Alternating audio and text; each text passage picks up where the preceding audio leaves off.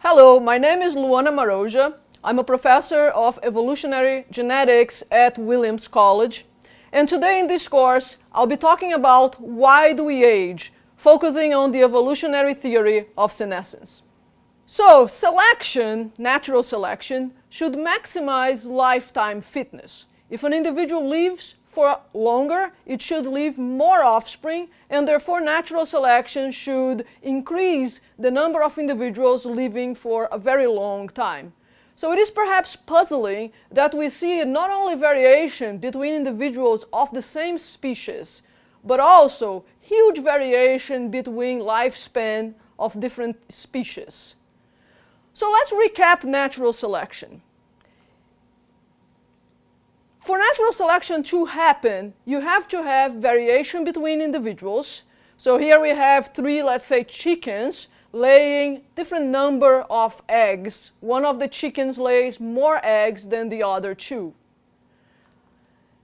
This variation needs to be heritable. So the offspring of these chickens should lay a number of eggs that is similar to what her mother used to lay. We can look directly at the offspring. We can also plot, and that's a different way of measuring heritability, plot the number of offspring produced by the parent, in this case the mother, the number of eggs produced by the mother, and the number of eggs produced by her daughters. So the inclination of this line, the correlation between the daughter's egg production and the mother's egg production, is the heritability. So a perfect inclination would be maximum heritability, in which case the daughters are identical to the mothers for that particular trait. So in this case here, we see that there is a correlation, that mothers that lay lots of eggs have daughters that lay lots of eggs, and vice versa. So the next necessity is that there is differences in fitness. So there is individuals that lay a lot of eggs produce more offspring than individuals that lay fewer eggs. So over a lifetime, those individuals that were capable of laying more eggs will have more living descendants than those that had laid fewer eggs. And if this happens, then evolution is inevitable. We're going to see the increase in the number of, in this case, chickens that lays more eggs and therefore have more offspring over a lifetime. So what you see in the graph is that as time goes, the number of these individuals, high egg layers, will increase over time. And eventually, all the individuals will lay lots of eggs. So those three things are called the postulates of natural selection. So there must be variation. This variation must be heritable, and some variants must be more fit than other variants. If those three things are happening, then natural selection is inevitable, and you will see the increase in the most fit variation. So again, selection should be producing long-lived individuals, you would expect. Long-lived individuals should have more offspring. Should be maximizing, therefore, lifespan, egg producing or offspring producing, and basically create individuals that are very, very fit. These individuals have been called Darwinian demons in the past and in the literature, and they are imaginary creatures. So people have been trying to find a perfect example of one of these Darwinian demons, which would have, they would have lots of high-quality offspring. Offspring that are perhaps born inseminated and ready to lay eggs, survive for an infinite number of years, and produce lots of these high-quality offspring. So one of these potential organisms is a dust mite, and this particular creature is born adult and inseminated. So when they come out, they are already adults and they are already fertilized, but they're far from immortals. So in fact, each one of these daughters will be eaten alive by her own offspring in a few days. So they do not really represent a Darwinian demon. So let's look at other examples.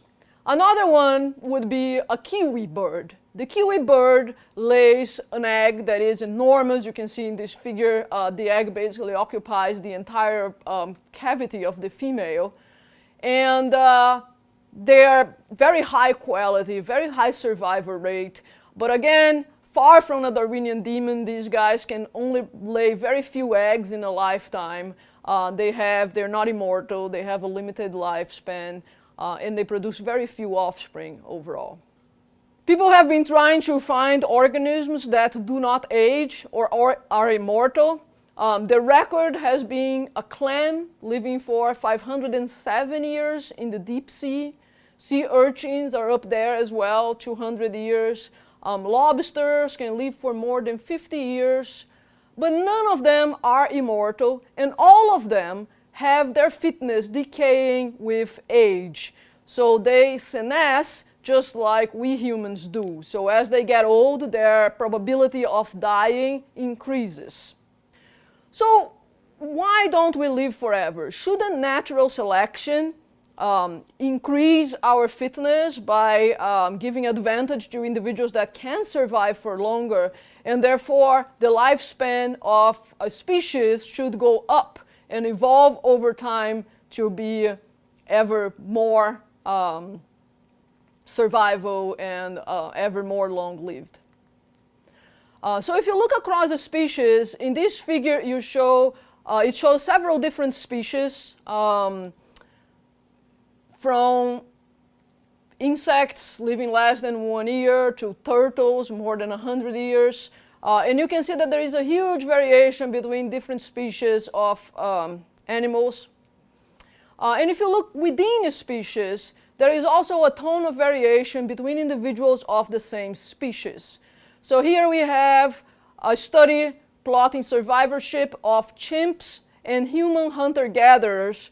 And you see that for chimps, the 2 lines above, you have full mortality, so they only survive to about 40 years, and different individuals will die at different times. So you can see that some individuals do not pass their first 2 years, whereas others survive all the way to 40 years. And a similar pattern is seen for hunter-gatherers, so the highest mortality in the early years, followed by low mortality during reproductive years, and again high mortality as those individuals become older. But of course, different individuals die at different times in their lives. So there is not only variation between species, but there is also variation within individuals of the same species.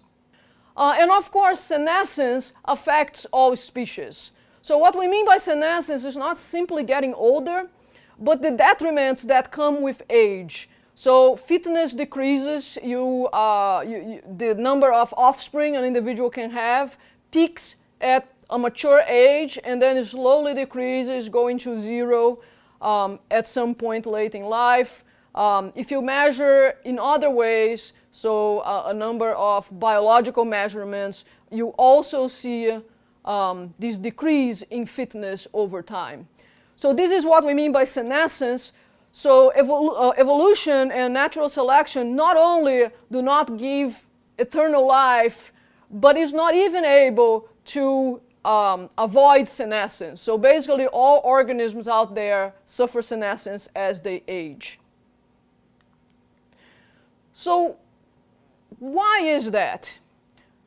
So if we think of the postulates of natural selection, we know that there is variation between individuals. So different individuals survive for different amounts of times, even within the same species.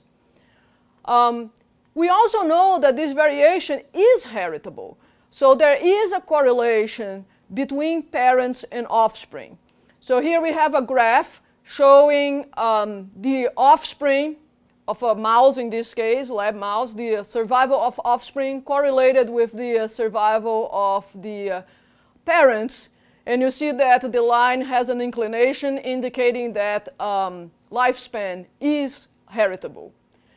So if there is variation between individuals and this variation is heritable, and we would think that living longer is beneficial for fitness, why doesn't natural selection increase longevity across all species? So in this module, we recapped what natural selection does in natural organisms, and we end up with the question of why doesn't natural selection maximize lifespan across all species? Why do we senesce and die? In the next module, we will explore some of the theoretical predictions of why this is and why selection is unable to extend lifespan for an eternity across all species of animals.